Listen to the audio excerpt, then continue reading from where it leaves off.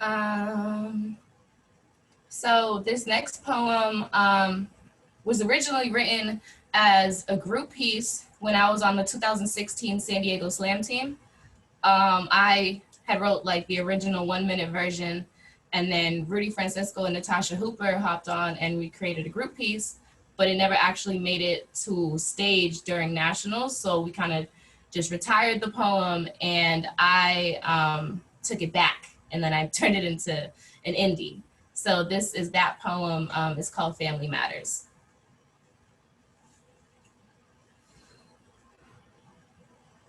Some of my favorite shows growing up as a kid were The Fresh Prince of Bel-Air and Family Matters.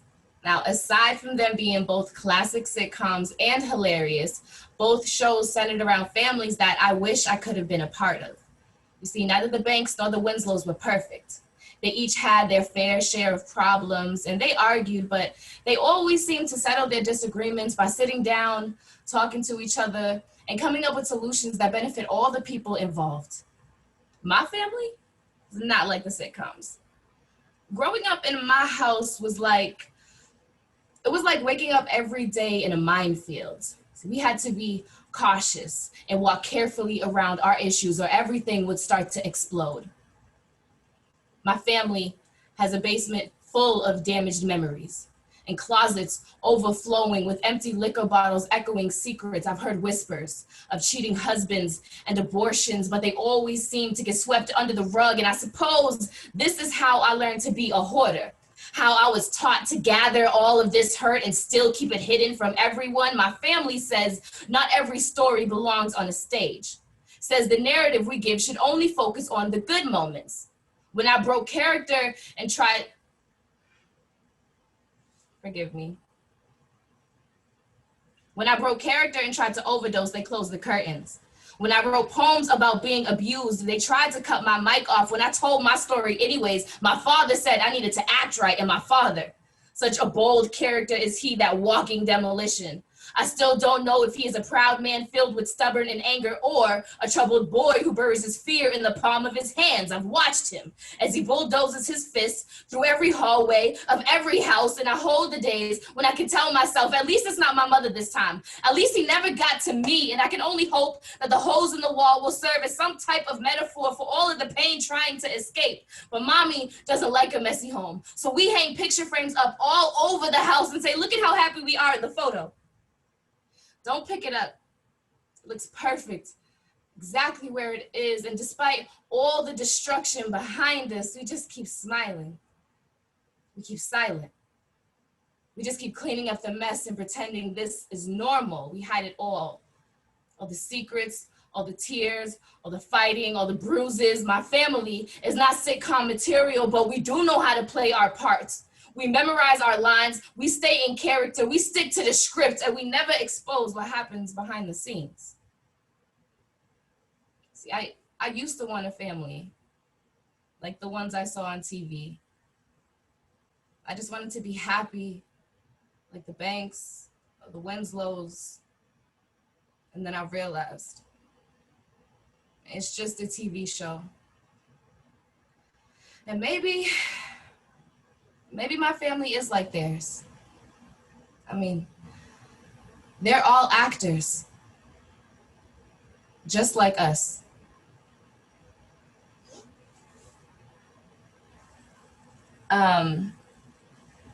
So over the years, a lot of my poetry has mentioned my family. I'm a very transparent artist. And I started writing poetry because I didn't have anyone else to talk to.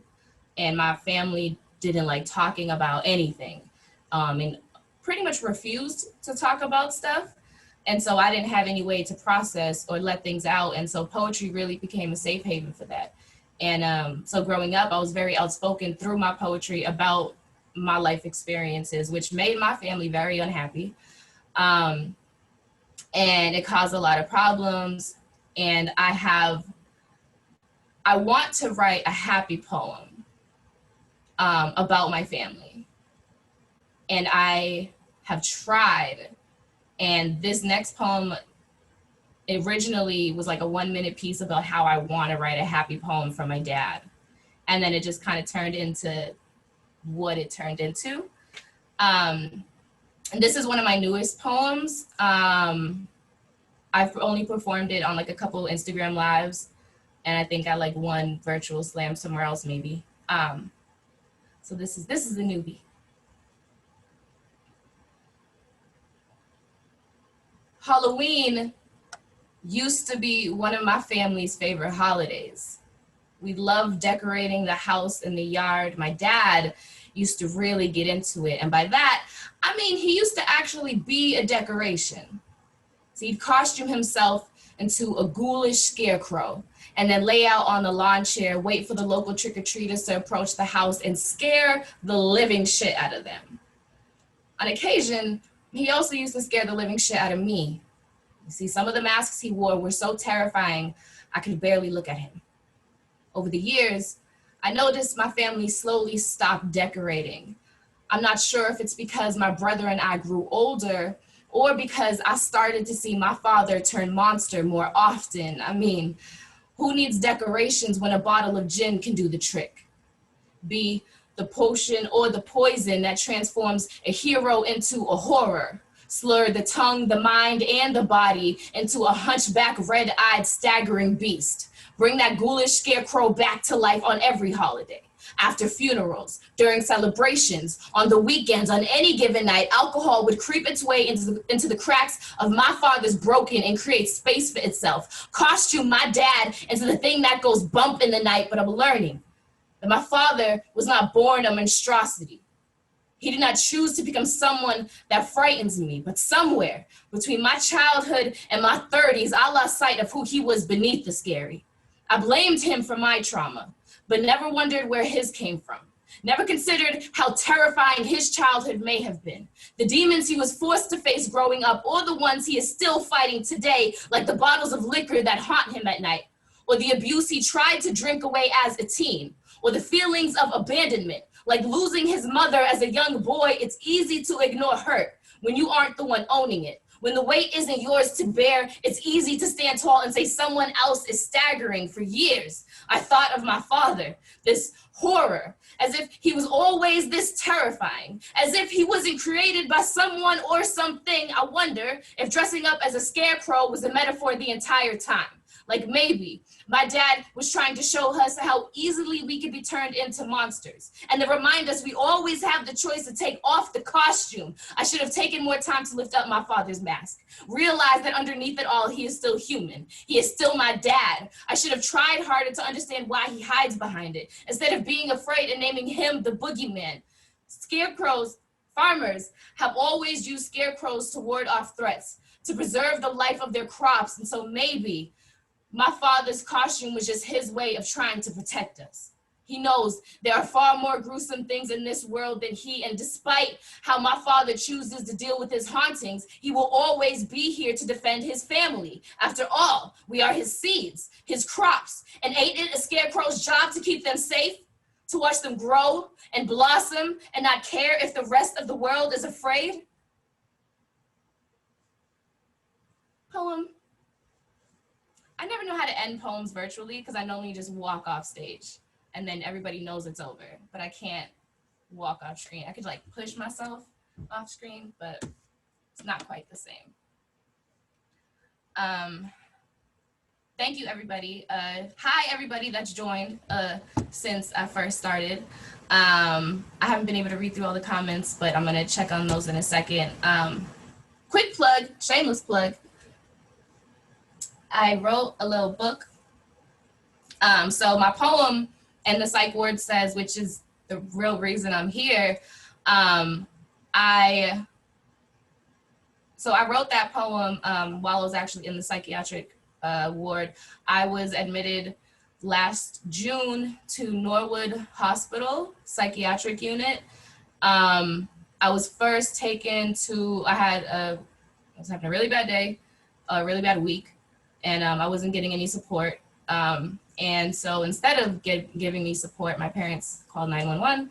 And so a parade showed up in my house, and I was taken to Good Samaritan in Brockton for pretty much all day on Thursday. And then Thursday night, I was transferred to Norwood Hospital and spent the weekend and some change there.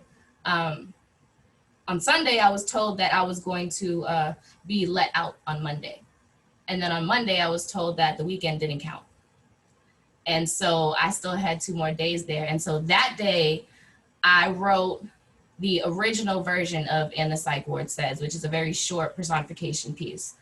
And I was just like, there's something there and I want to work on this and I want to do it on stage. And so once I got back to California, I started working on it, and so it turned into what it is. I'm not going to do that poem yet because it's exhausting. I'm going to do it at the end, but I am going to read out of this book. Everything in this book came from when I was in the hospital. So there are poems in here, there are journal entries, there are stories about what happened.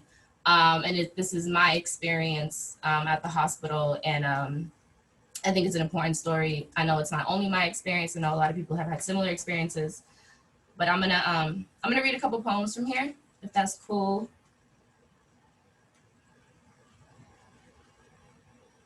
So it's very vulnerable. I always get nervous when I read this at lives because I did one live reading and I cried through it because that was the first time I actually read the whole thing out loud. Because after I finished writing it, I was like, all right, I'm cool. Like, I just sell it and everybody else can read it. But I'm gonna start soft. This is called Day One. There are white walls with tiled floors. The doors and windows are all locked. There is no way to escape. So instead, I close my eyes. Pretend the air flowing out of the vent is a warm breeze. I imagine the bright lights on the ceiling are now the sun. And suddenly, I am tanning at a beach or on a cliffside somewhere in Southern California. Suddenly, I am no longer afraid, cold, or trapped. I am free.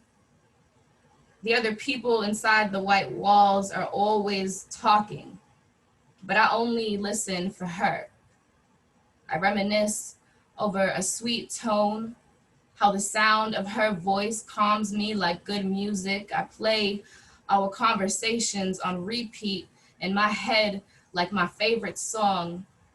When I get lonely or afraid, I wrap my arms around myself and sway, pretend it is her embrace, not my own. This is how I got through day one. Tomorrow I will do the same. I will run away in my mind and dance with my memories until I can run away to her. That was day one. So the days I wrote like on my first day 1, day 2, day 3, all that. Those are the actual, I wrote a poem a day. I try to write at least 1 poem a day to help me get through that time. I should have put a trigger warning before my entire performance, considering the content of my poems. But trigger warning for suicide, mental health. This is called a reclamation or reclamation. I always say that word 2 different ways. Fun fact. I never know if I should say reclamation or reclamation, and so I just switch it up every time I say it, because I'm a Libra and I'm indecisive.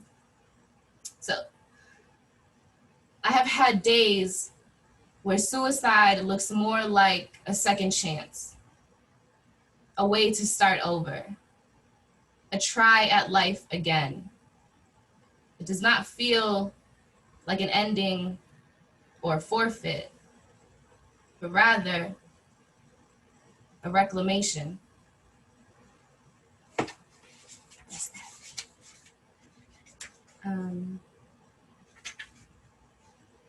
So I think this is for every hospital, but we got 15 minutes outside every day. And so I'm gonna read a short story and then a short poem. This story is called Vitamin D. I think it was the 3rd day. There was a nurse that volunteered a few times a week to host groups and workshops with patients in the psych ward. In this particular group, she highlighted vitamins, minerals, and herbs that could combat depression and anxiety.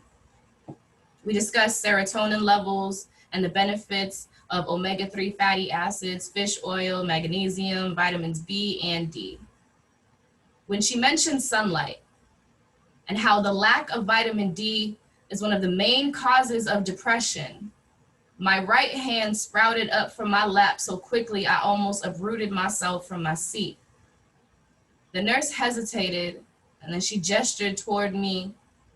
I asked, so if the lack of vitamin D is one of the main reasons one of the main causes of depression, and we all in here because we're depressed or whatever, how come y'all only let us go outside for 15 minutes a day and wire their cages on all of the windows?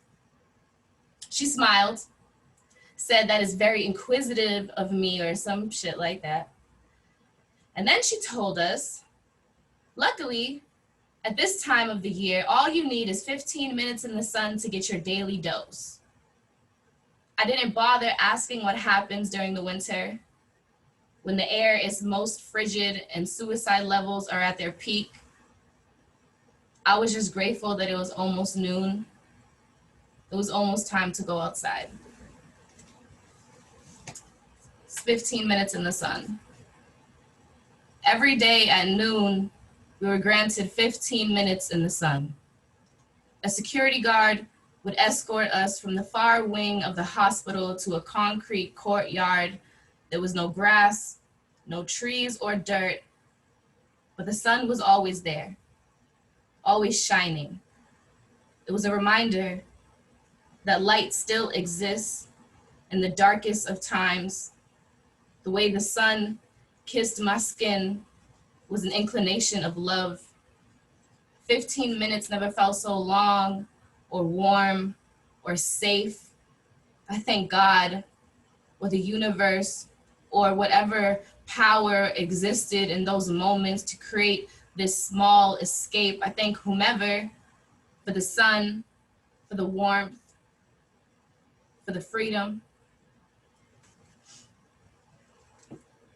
Sean, how are we doing on time? I should have been paying attention. We got time. Yeah. So okay. Did you want to read a few more or? Yeah, I was gonna do like one or two more from the book and then Psych Ward. Yeah, that sounds great. Okay. I'm gonna get a drink real quick because I'm parched.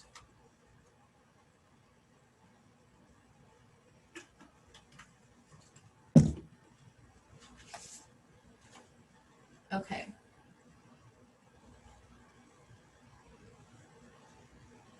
I be reading my own stuff. Like, I don't know if I want to say this out loud. That's why I wrote it down. All right, I'm going to do this. I'm going to do the last two pages. I'm going to say it out loud just because I know that I'm not the only one who's ever had these thoughts. And,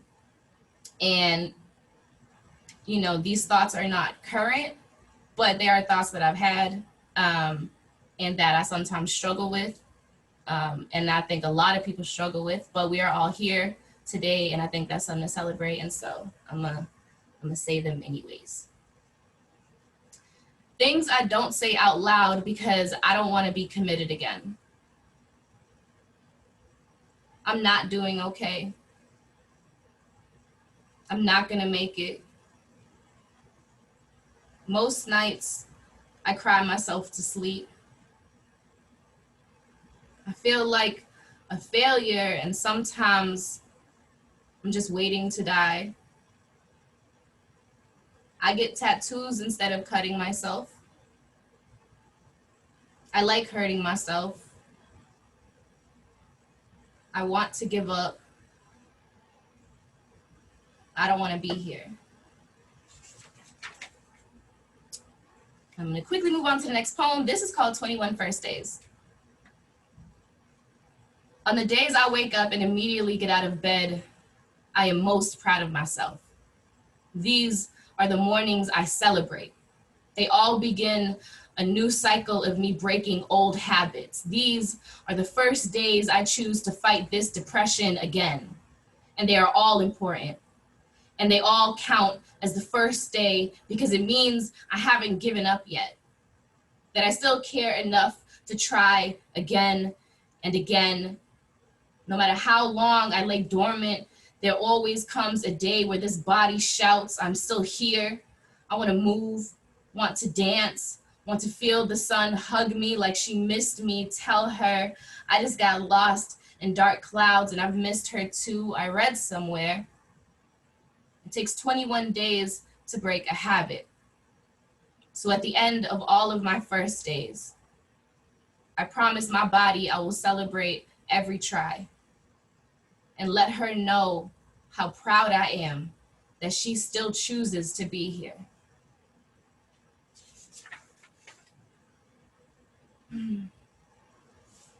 Okay, so I said a little bit about the story about Psych Ward earlier. So what happened was, I went, I was told Sunday by one of the staff. A staff actually called my dad on Sunday and told him that he was going to be picking me up in the morning. And then on Monday, I was waiting for the 15 minutes in the sun, like I was waiting on noontime. And we by the nurse's station, and I'm talking to another woman who's supposed to be going home that day, who was told she was going home that day. And I think like half the unit was told they were going home that day. And I remember at our like morning meeting, the nurse was like, well, not everyone's going home today, so just so you know. And in my mind, I was like, that's cool, I'm going home. I didn't go home. And so they, a nurse just like overheard us talking, and she's like, oh, you didn't know the weekend doesn't count? Yeah, they probably should have told you that. And I was like, that's crazy. And so I got upset, but like, while I was in there, I felt like I couldn't cry or get angry or show like any actual emotion other than joy. And I felt like I couldn't show too much joy because then they're like, why are you so happy to be in a hospital? So I got upset. I started crying, but it was just like tears running down my face. I wasn't like sobbing or anything. And my like hands like clenched up, and I just remember like walking down the hallway and like gathering myself. Like another woman put her arm around me. The woman I was talking to put her arm around me. She's like, it's gonna be okay. We just gotta like, get it together. We're gonna get out of here. And I pulled myself together.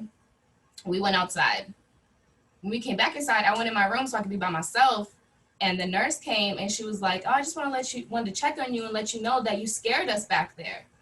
Like, you can't be showing aggression like that and becoming upset that way. And then started to offer me sedatives to help me calm down. And I was like, I'm visibly calm. Like, I'm sitting in my room writing in my journal, and you want to offer me a sedative to calm down because I got upset because I found out that the weekend didn't count. Like, that's crazy.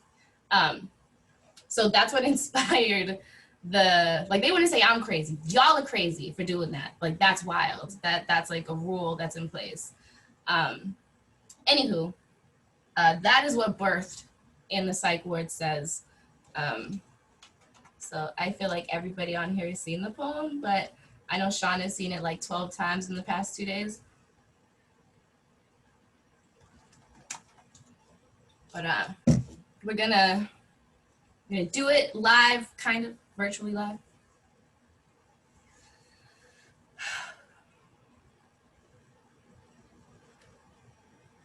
And the Psych Ward says,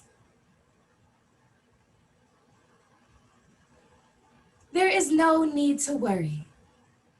This asylum was built to help you. And just like the straps on the stretcher that you rolled in on, we are going to keep you safe and secured. Notice the locked doors and all the cameras perched in the corners like hawks. We will be watching. But this is all for you and your well-being. You are sick, anxious, depressed, a danger to yourself. The state told us to hold you for 72 hours, but if you sign this paper, we can pretend your stay here this weekend is voluntary. Friday morning, you will be woken up by strangers in white coats and clipboards. You will be asked again and again and again about why and how you want to kill yourself. Be honest. Remember, you are only here for 3 days, so take advantage of the 5 to 10 minutes you have with the doctor, but understand, he has a list of patients as long as his pay stub, so you won't be receiving any actual therapy sessions while you're here, but we will recommend them as treatment for after we let you out. Until then, we want you to be comfortable, so sit back, enjoy the plastic furniture and coloring books. We have old radios with no antenna, but the static is still loud enough to drown out the sound of the woman screaming in 2B. That's just Cindy. She just does that sometimes. Well, she didn't always, but she does now. And until we can find the right medication, we are going to keep helping her, just like we want to keep helping you. If only you let us. It's Monday morning, and you haven't even tried the meds yet. You're still lying to us about holding the knife to your arm like your parents haven't already told us everything. Just be honest and let us help you. Did I mention? The state only recognizes the existence of psychiatric patients Monday through Friday? Meaning, the past 48 hours you spent here didn't even count. Meaning, we still have time for a breakthrough or a breakdown. This is a good thing. This means we still have time to help you.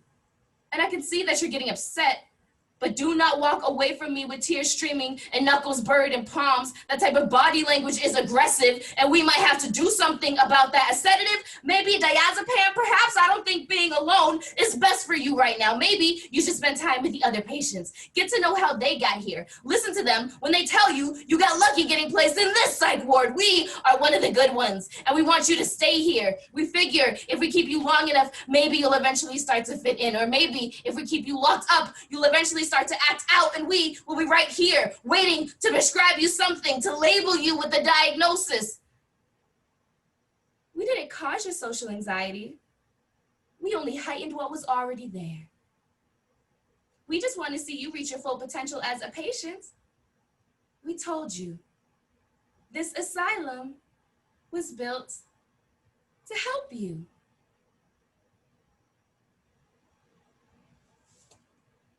Thank y'all so much. I'm so excited to interact and ask questions. Thank you so much, Anita. Thank you. And I do want to take up a little space to ask a few questions that I really want to ask, and then I want other people to ask questions as well. And first of all, thank you so much for doing this. And I know, having done some stuff on Zoom, it's so weird to not get like audio reactions. So yeah, I totally hear you on like now it's time to actually have some like interaction, whether even it's just my voice and your voice. But like, yeah, thank you so much for people putting stuff in the chat around like appreciation for what Anita shared. So that's really wonderful. And so yeah, I just wanted to ask a few questions to lead us into the Q&A, and then we'll certainly have time for other people to ask as well. So just as a reminder, if you could put those questions in the chat, I'll come back to them when I have a moment. But yeah, I was, one thing we talked about a little earlier, then I do want to ask you a question about the poem you just read, but we were talking about slam earlier, like yes. What, like slam poetry and like slam in general, like I would love to hear more about like how you came to that and like why it's so important to you as an art form. Awesome. So real quick, I'm just gonna define what slam is in case nobody knows, in case somebody in here doesn't know what slam is or haven't seen it before. So slam poetry is basically like the sport of poetry, and there's a group of people that compete. They have to perform original work. It doesn't have to be memorized, it just has to be their own original writing. And 5 random people are chosen out of the audience. They can't know any of the competing poets. You have a time limit, usually 3 minutes with 10-second grace period to perform your piece.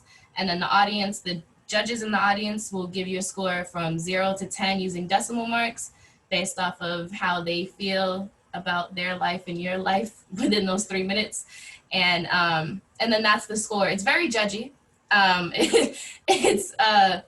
It doesn't necessarily validate everyone's work, which is something that is just like a flaw in it. But I'm a super competitive person, so I used to play sports, so I fell into slam easily.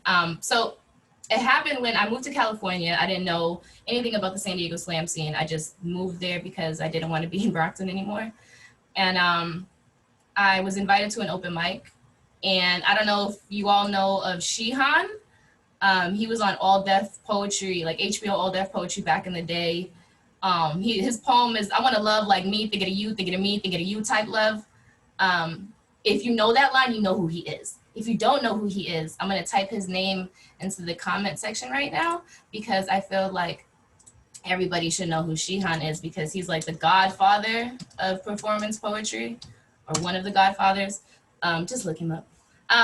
And so he was the feature. So he was the person that made me want to ever do performance poetry and get on stage. So I went there, I saw him at the open mic. I did not know who Rudy Francisco was, who's also a really famous poet, and my coach thought he was a doorman. He invited me to the slam the next Monday. I went to the slam. I thought it was another open mic that was just called slam. Like, I thought that was just the name of the open mic.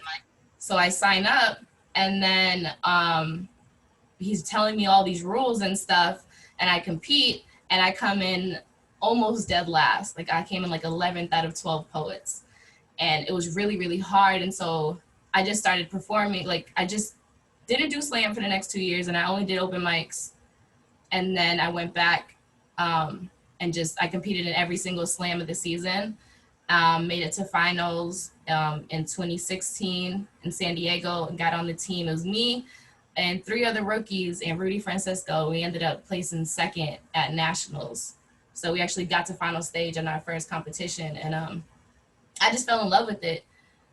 So from there, I was on the House Slam team, which is of Boston in 2018. House Slam, they lost their venue, but I think they got it back. Haley House in Roxbury or Dorchester, somewhere over there. And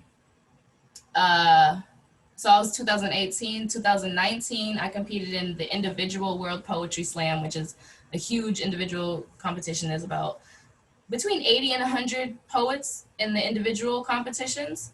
And we all duke it out. And so I ended up on top 14, go to final stage. And then I ended up placing 3rd overall. That was last September.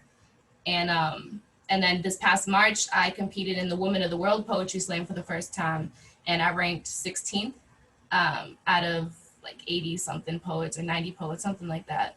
So that's how that's like the very long answer, I guess, of how I got into slam and how I got to where I am now. Cool. Thank you so much, Anita. And thank you for dropping some wisdom in the chat so people could look up Shihan and some other people that inspired you. I really appreciate it. I need to look that up too, to be honest. I'm not fronting that I know who he is either. Though I do recognize that line for some reason.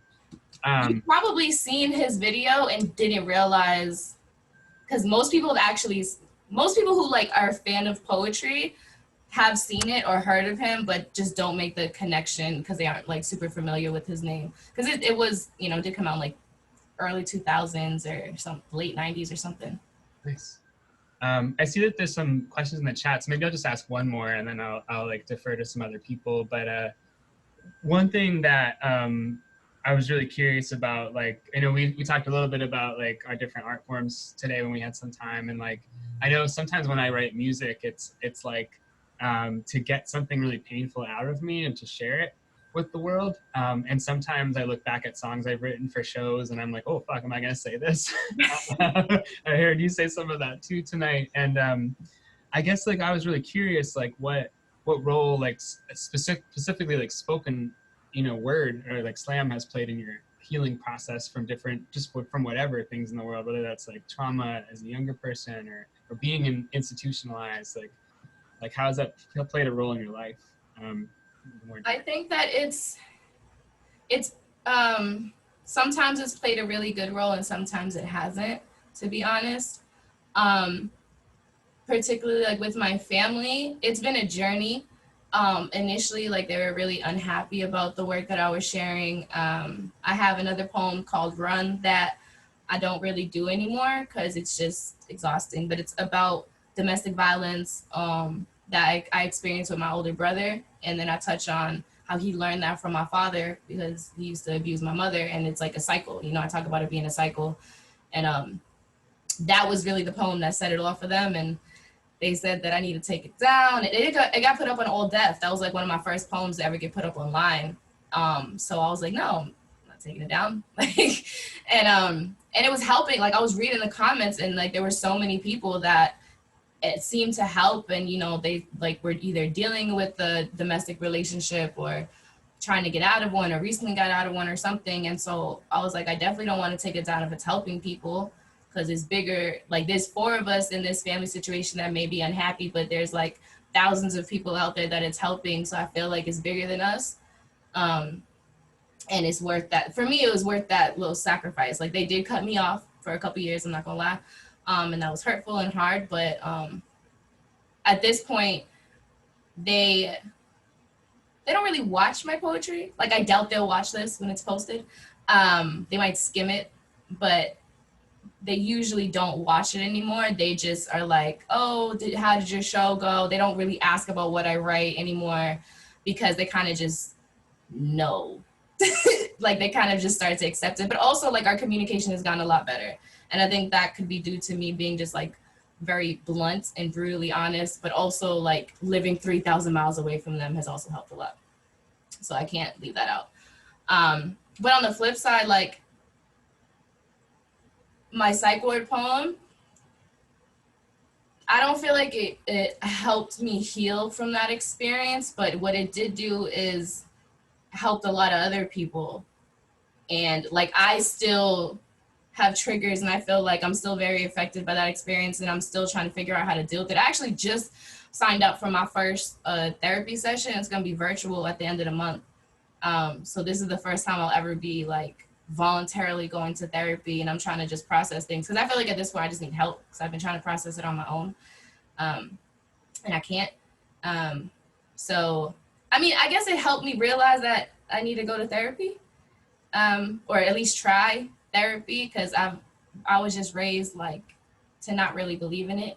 I'm Mexican and Black, so, and I'm Catholic on both sides, so they just like like there's no going to therapy. But they did call, psychiatric hospital on me, so I don't know where my parents stand anymore.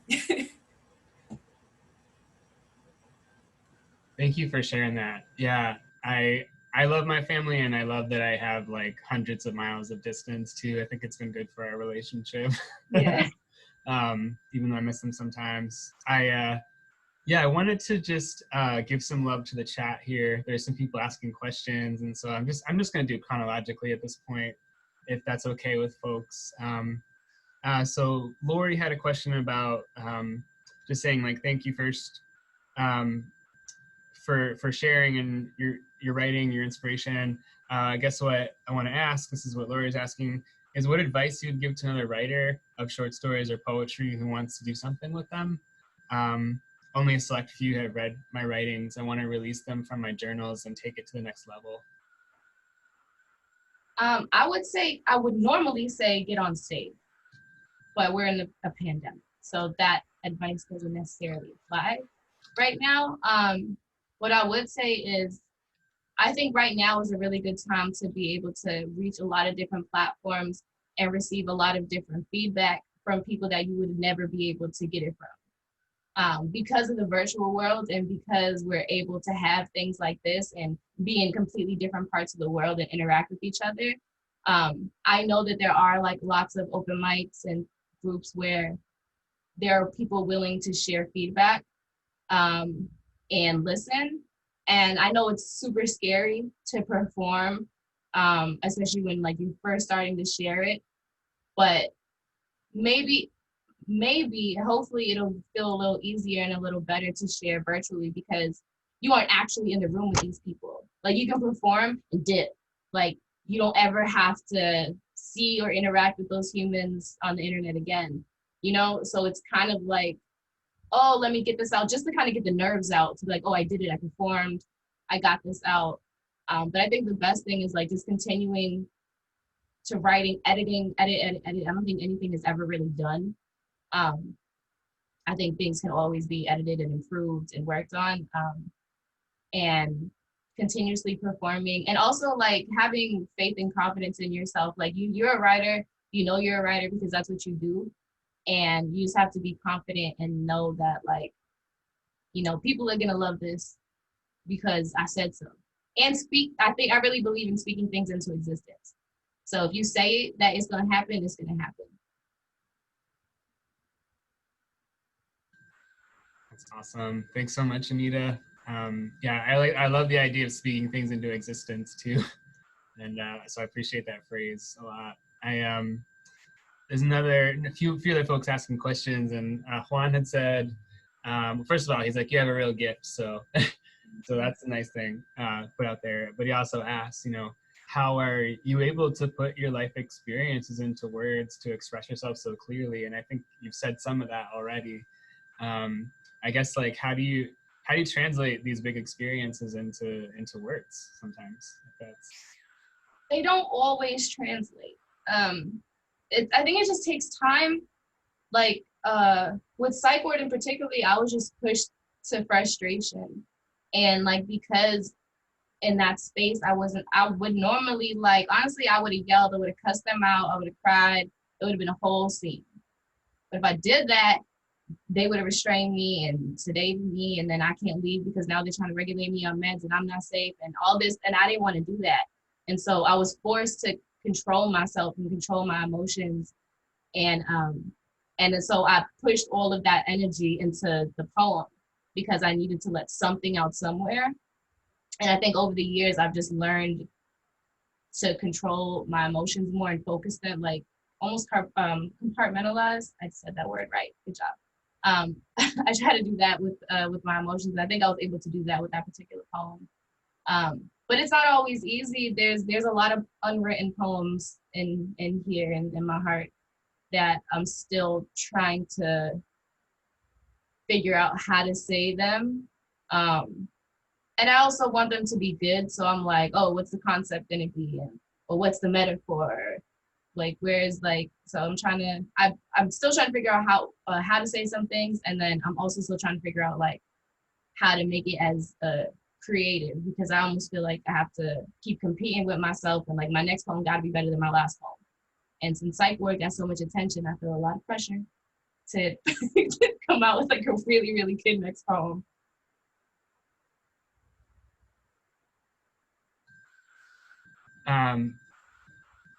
Yeah, I mean, maybe the Psych Ward has like opened up like space for you to fill it with your greatness that you already have too, you know. Like, so that's so cool that you've gotten so much attention, and I really love the other pieces you shared with us too beyond and the Psych Ward Says. And I actually wanted to ask of someone to share their question, because I don't know if I'm reading it properly and understanding it, but Val, I saw that you put a question in the chat.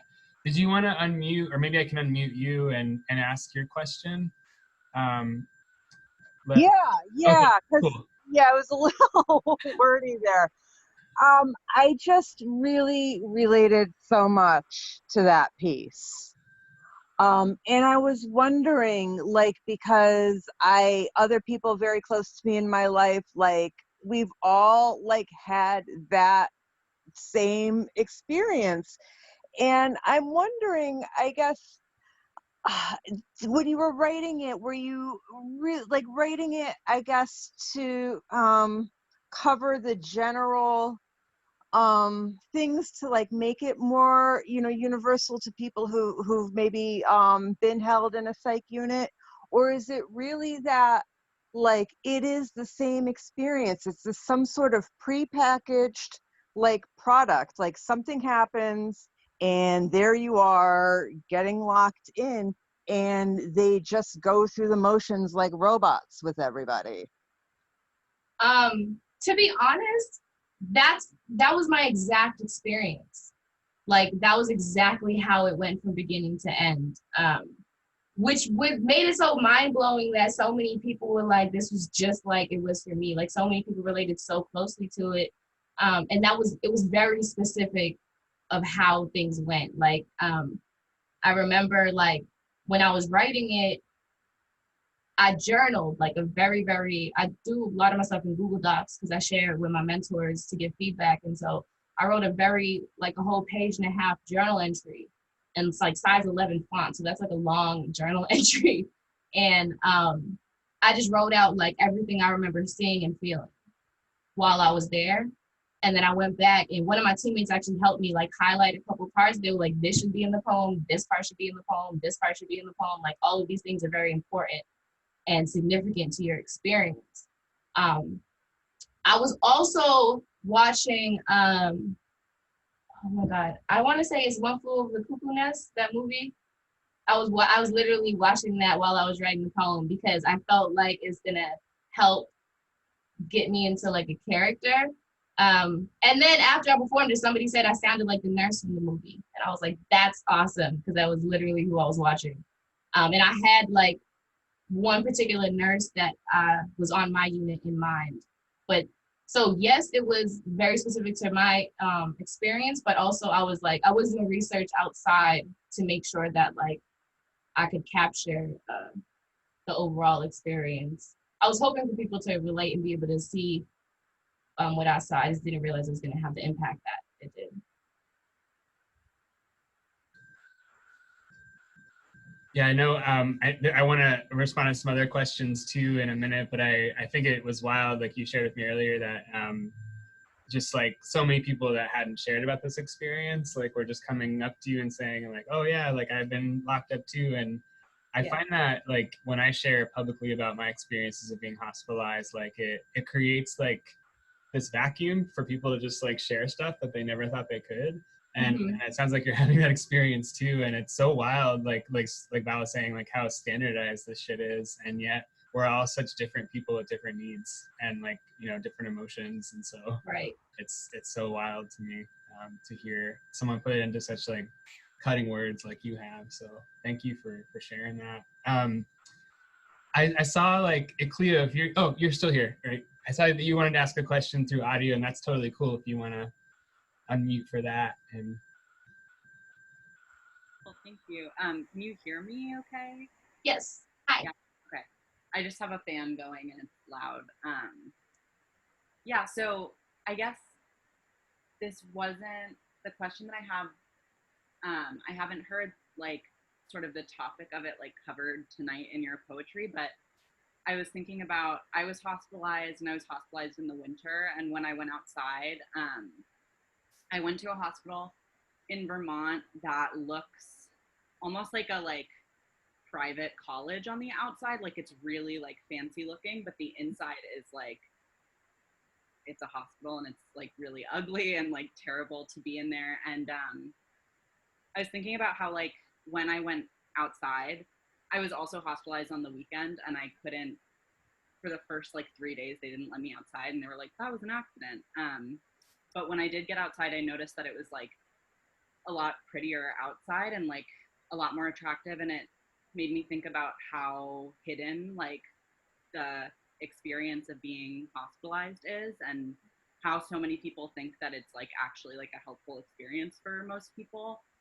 And so my question is like, obviously right now in the country, there are a lot of conversations going on about the abolition of prison and police. And I don't see as many conversations about like the current mental health system or the psychiatric system and like how that is connected to police. And I guess I'm just wondering if you have thoughts on that and thoughts on like how those things are connected and the people who are, you know, put in like psychiatric prisons or hospitals for much longer periods of time. I didn't know how to type that out, so I wanted to ask it with my voice. Yeah, no worries. It is something I've thought about. I don't think I've thought about it enough or as much as like it should be, but I think that being put in a psychiatric ward is such like such a thing that nobody talks about. Like I was telling Sean earlier that like after I had gotten out the hospital and I put my names out there, so many of my close friends from childhood let me know that they had been put in a hospital, whether it was in high school or college. And I'm like, I knew you at that time. And they're like, yeah, I just didn't say anything. Like all this time, like never told anybody. And so I think that's part of the reason is because it's not really a conversation. And you know what I'm saying? And which is why I'm so excited about like all of this, because I'm excited to be a part of a conversation and starting something, because that's where it starts. Like even if we don't have like the next step or a solution, it starts with a conversation. And so I think that that's a big part of it is people just aren't focused on it. And I do know that, I do know some folks that advocate for it. Like I have some friends in San Diego that we highly, like they'll advocate for both. Like they're at almost every protest. I've never heard of protest at psychiatric wards until I met Sean and Sarah, to be honest. Like I didn't know groups like this existed. I told them that yesterday. And I think that's a big reason too, is like you kind of know way more about other issues in the world than some. And I think that could be part of the issue. But I also believe that like if you, you know, trying to like defund the police and whatnot, all the moves, all the protests, all the moves they're trying to make, I think will have a direct reflection on this, because then they can't send cops to houses, you know, and what they need is, you know, one, cops aren't trained in de-escalation for some odd reason. That's like not like a focal point. And so that's part of the reason why, you know, they go and they do their job, they do what they're supposed to do, and they want to go home. And they don't really care what happens to anybody when they're doing it, as long as they make it home, right? And so I think like more conversations need to be had, and I think defunding the police will have a direct, or maybe indirect, I don't really know what word to use, but it will have a you know, an effect on the treatment around how folks are brought into psych hospitals, because then they're gonna have to find an actual group, or I don't even know what to call it, but like some uniformed people that are trained to deal with mentally ill folks and de-escalation, and the whole thing needs to be rebuilt, I think, to be honest. Yeah, there's just a lot of problems and a lot of holes in it. Does that answer your question? Yeah, thank you so much for, okay. Yeah, thank you. You're welcome. I'll just jump in to give a quick plug that I know there are a lot of resources out there around like defunding the police, like the Black Lives Matter movement, Moving for Black Lives, and a lot of individual polices. And then we've been talking to some folks about doing webinars around something called like Policing Does Not End with the Police, that like it's social workers, it's CPS, it's like a lot of things that intersect with our lives. That the police definitely give like, you know, armed power to like coming to respond to mental health crises, quote unquote.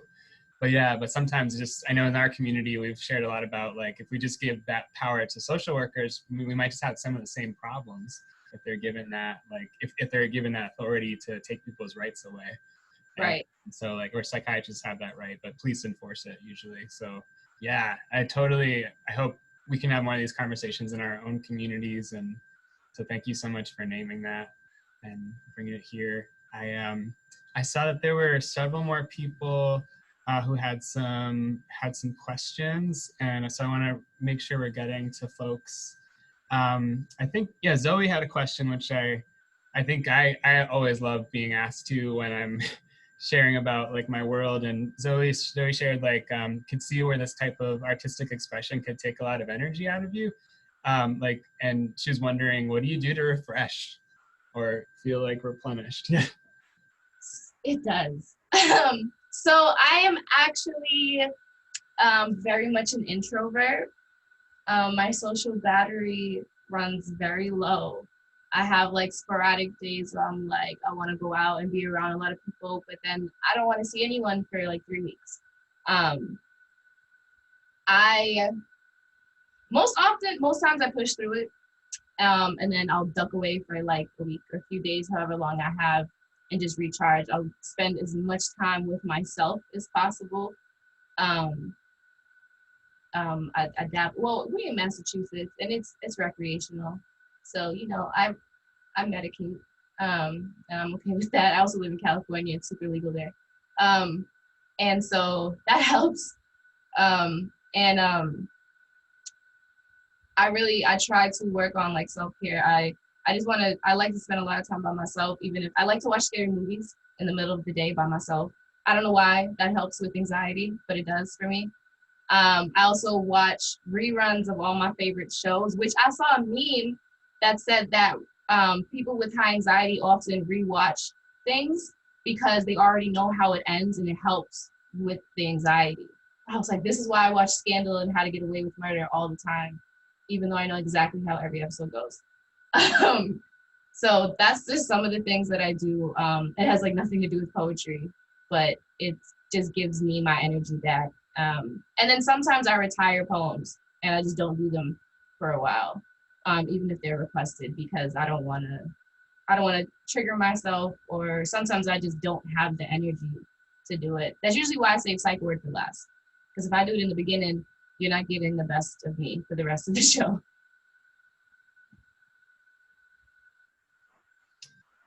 Thank you for that. My partner's a huge horror fan, and there's something about watching horror movies when I'm really panicked about the world that just like puts me on the level where I'm just like, oh, like now my panic makes sense because like there's someone with an axe or whatever. But anyway, I appreciate you naming that. Also, yeah, there's some other folks with questions. I'm sorry, I might be missing some because their chat's getting kind of full, but I remember Martha had asked a question, which I like, which is like, did you ever hear any feedback from Norwood Hospital about the poem and my Psych Ward Says? I haven't, but I have been so curious, and I so badly want to call them, because I know at least some of the staff is still there. My favorite staff, Ian, I bet is still there. He's the one that gave me my journal. Like I was hoarding pencils in my room, and I'm pretty sure I wasn't supposed to be doing that. And he found them and he took them, but then he replaced them with a pen and a notebook. And he was like, I can tell you're a writer. Just tell me next time. So I kind of want to, because I don't know if any of the staff have actually seen it. They could have. I did send it out to, I made probably like 3 or 4 friends while I was in the hospital, and we all exchanged like phone numbers and social media before I left. And so I am friends with a couple people on social media, and I still have a couple people's numbers. And so I sent it to them when it first came out, and it was just really special to be able to share that with them because we experienced it together. But I have not reached out to Norwood, but this is a reminder that I should be petty and see what they have to say. Cool. Yeah, I wasn't sure if there was some like litigious battle that we didn't know about between you and the hospital, but more drama to be stoked another time, it seems like. Yeah, but that's really cool. Someone like who worked there actually thought to like, give you something to write with. And I know I haven't loved being locked up, but sometimes people like break through their masks and their facade as like the roles that they're in to be human, and that's been really important for me in those spaces for sure. And just going back up, I know there's a lot of conversations in the chat that are really, really powerful here. And I just want to name, like there are different ways that different people refer to themselves in their human experience. And so I know at the RLC, like we definitely let people choose how they want to use language around their own experience. So I generally don't, name mental illness or anything for other people. I've been labeled with a lot of those words, but I don't really affirm or agree with them for the most part. And so and everyone can have their own. So so I just want to just note that it'd be cool to not name other people's experience for them. So that's cool. And we did have some other questions though, which is great. I'm trying to look at what we got here. Somebody works on a mental health unit, inpatient unit, as a peer supporter. So someone who's been through their own struggles, and sort of like we do in the RLC, perhaps too. And she was wondering if this video was available to be used as an educational piece to bring awareness to coworkers who've never been hospitalized or experienced mental health struggles. This poem brings such emotion and will draw people in. This is from Courtney. And I know you have videos of your poem online right now. Yeah, absolutely. I've actually, to my knowledge, it's been used in a few classrooms, around the world. There was somebody in London that told me it was their class assignment to write a review on it or something, and they sent me their questions from class, and I was like, that's slick. They act like they want to interview me, and it was the questions from the teacher, so I didn't answer the questions because I would have done their homework for them. But it has been used as some form of educational tool. So absolutely. I'm definitely open to it. It's on Button Poetry. I know a couple other sites have posted it, but the main one is on Button Poetry. on their website. So if you just type in the Psych Ward Says, it should pop up.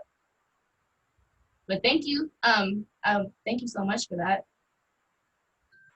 I just put the link to the Button Poetry webpage in the chat. So Okay. folks should be able to just click on that. But yeah, and that's a really beautifully done video, I think, too. So, and we might actually have a video from some of our work the last couple of days to share as well. So, I mean, we will actually. That's the point. Cool. So, I think Chris had a question too. If I'm not Christopher, do you still have a question you'd like to ask? I wanted to give you a chance. You said you would rather ask it through audio. So yeah, please, if you want to unmute and do that. Yes, I still, have a question I wanted to ask.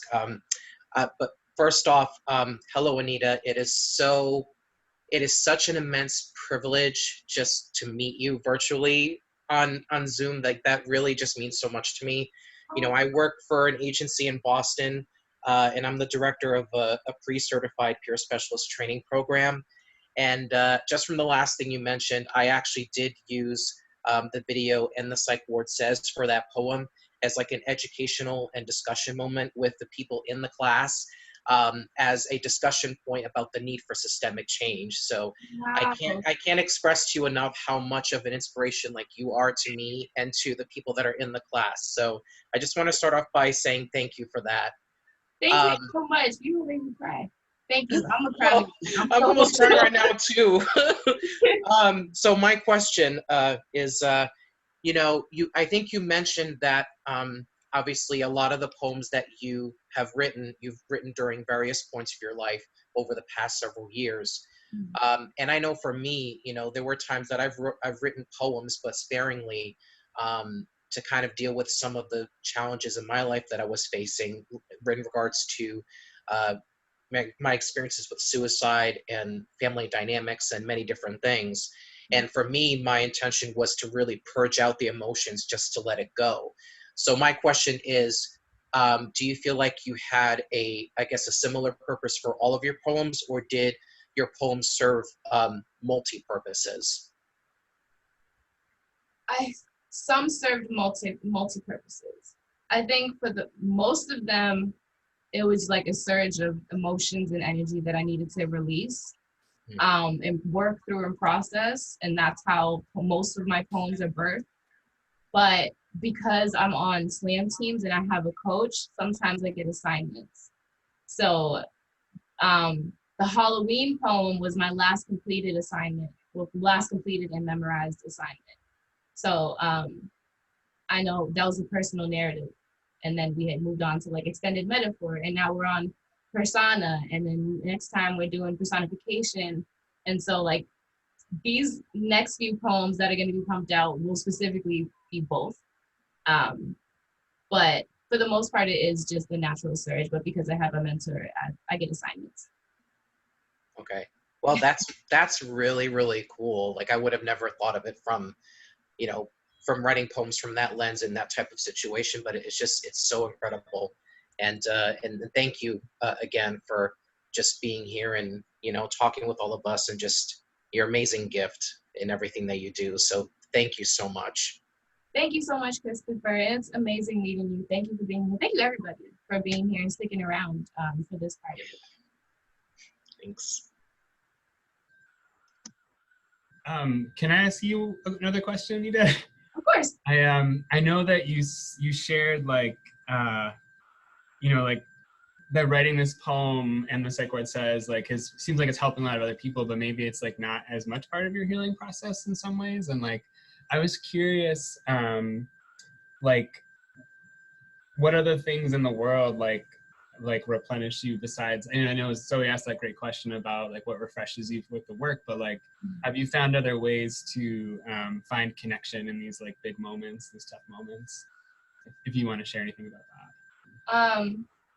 I think I'm still searching. I think that's part of the reason why I signed up for a therapy session, because I don't know, I used to think I had a handle on things, and I'm like just quickly learning that don't have as much of a handle. So I think I'm still searching for ways. Like I do have like certain habits that I have for self-care. And there's certain things I need to do for myself to make me feel better. And they're a little cliche, like I told you, I dyed my hair. Like I'm trying to go back blonde so I can play with color. My natural hair is dark brown, and so I dyed it recently. I randomly will go like get my nails done, or this is a new dress I bought the other day. Like I like little things just to like kind of make me feel good. And I know, like I consciously know they aren't going to like fix the situation, but I think I'm so used to finding temporary fixes, and the temporary fixes used to last a lot longer than they do now. So that's why I'm starting to y'all help. See, this is the first time I said something like that out loud. This is like helping me process things I didn't know I needed to process. But yeah, I think that's part of the reason why I'm seeking therapy, is because all of that. That's awesome. Thank you for sharing that. And also like it's wild for me to hear you say like I've never said this before, and I've said that in moments too where I'm like, oh shit, like this is something that's been in my mind but it never like kind of came out. And it sounds like your poem has done that for people, like has opened up that space for people to say stuff they haven't ever said before. And I hear this in support groups I'm a part of, in coming out of my own mouth and like other people's too. And yeah, I hope you find the things that work for you too, you know, for all that. So I know therapy sometimes has been good for me. Sometimes therapy has felt a little too close to the a lot of the violence that we're talking about. If people like want to Yeah, I am super apprehensive about it. I feel better because it's virtual, so I can just hang up. You don't know where I am. You can't do shit about it. Like, so, and like, technically I'm based in San Diego, but I'm staying in Hawaii with my boyfriend during quarantine. So like, send the cops to San Diego. You're not gonna find me, you know? So I feel a little safer for being virtual. And I think that's also why I did it, because one of the main reasons is like, you know, what I read in the book is like the things I don't say out loud because I don't want to be committed again. I'm so afraid, even more afraid now that I've been in one. And a lot of the people I was in the hospital with in Norwood, they had been in multiple hospitals, and a lot of them were like, this is the best one that I've been in so far. So I feel like I got really lucky getting placed there. And I know that I got placed there because a bed was open, and that was the only reason I got placed there. It wasn't like, oh, this is a good fit for her. It was, I was waiting at Good Samaritan for like 3-4 hours, and they're like, a bed opened up, you're going. And then they said I could go anywhere in Massachusetts, like it could have been anywhere. And that was like the wild part. So yeah, I'm starting to go on tangents and stuff. I like it, but you know, yeah, I know that's been an experience for me and in our community, people getting, you know, taken 2 hours out of their home area, you know, not even choosing to be going there. So yeah, it's really rough. And not to say like you're lucky or I got lucky for not going further away, because it all sucks in a lot of ways. But I really love people speaking their truths and all the different ways that people have on this call, like and you have through your poetry and your words, Anita. I know we have like about 5 to 10 minutes left, I think, for the time that we said we would be here together. So I did want to just do a time check for all of us, and if anyone else had any questions they were still eager to ask, we might have time for one more. I do want to also name, if I'll just keep an eye on the chat in case anyone wants to ask a question, but there's been a lot of like just gratitude being shared in the chat. I don't know if you're seeing that on your end, Anita. I did skim through it. I haven't been able, I kind of want to like copy and paste and save this whole thing. So I don't know if these messages are able to be saved. And I know there's a lot that I missed, like especially during the performance. But I do just want to say thank you to every single one of you for coming out and anything you've said and asked, and just like for being a part, even if you didn't say or ask anything and you're just here listening, like I so appreciate you for being a part of this and supporting me and supporting this whole movement. I appreciate everybody, and I'm really glad that we can make this happen, even though, you know, the world is in the middle of a pandemic still. I'm grateful that we were still able to do this. Cool. Well, yeah, thank you. Thank you so much for coming out, folks. I'm not sure. I know some of you are from Massachusetts, Vermont area because I know your faces. I know where you live. Not in a creepy way, just in a cool way. Yeah, so some of you are part of our greater community. I just wanted to share that you could check out our website for some select online groups that we're still doing. Some of our groups have actually transferred to in-person, but a lot of our groups are still online, including alternatives to suicide or LGBTQIA supports. So I'll try to put a link in the chat for those. So even if you're not from the area, you could join if you're looking for some support in a way that's not gonna diagnose you or ask you stupid questions like, do you have the means to kill yourself? But instead ask you like, why? What's going on in your world? If you want to share and just be human. So I know I need that sometimes, and so I imagine other people might too. But thank you so much, folks. Thank you.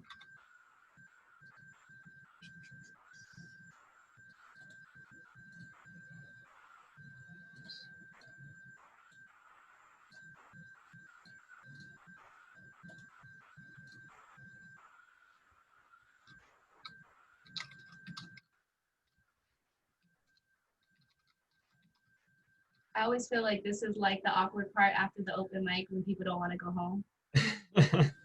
They just like hang around outside. That's what happens in San Diego anyways. People will stand outside the open mic for an hour after it's ended.